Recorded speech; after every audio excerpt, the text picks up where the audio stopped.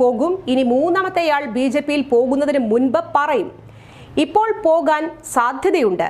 ഇങ്ങനെ കള്ളപ്രചരണങ്ങൾ നടത്തുന്നത് ഇടതുപക്ഷ കേന്ദ്രങ്ങളാണ്. അത് തുടങ്ങിവെച്ചത് പ്രിയപ്പെട്ട കണ്ണൂരിലെ സ്ഥാനാർത്ഥിയാണെന്നും ചാണ്ടി ഉമ്മൻ കുറ്റപ്പെടുത്തി. മുഖ്യമന്ത്രിമാരുടെ മക്കൾ BJPയിൽ പോകാൻ സാധ്യതയുണ്ടെന്നാണ് അദ്ദേഹം പറഞ്ഞത്.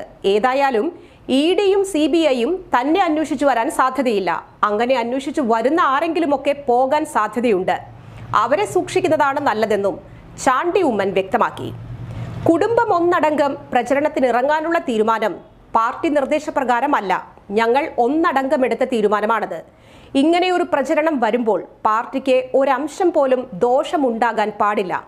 ഞങ്ങളുടെ പേരിലുള്ള പ്രചരണം അവസാനിപ്പിക്കാൻ വേണ്ടിയാണ് പ്രചാരണ രംഗത്തേക്ക് ഇറങ്ങുന്നത്. എൻ്റെ മാതാവ് എൻ്റെ പ്രചാരണത്തിന് പോലും ഇറങ്ങിയിട്ടില്ല. അമ്മയോടും സഹോദരിമാരോടും ഞാൻ തന്നെയാണ് സംസാരിച്ചത്, ചാണ്ടി ഉമ്മൻ പറഞ്ഞു.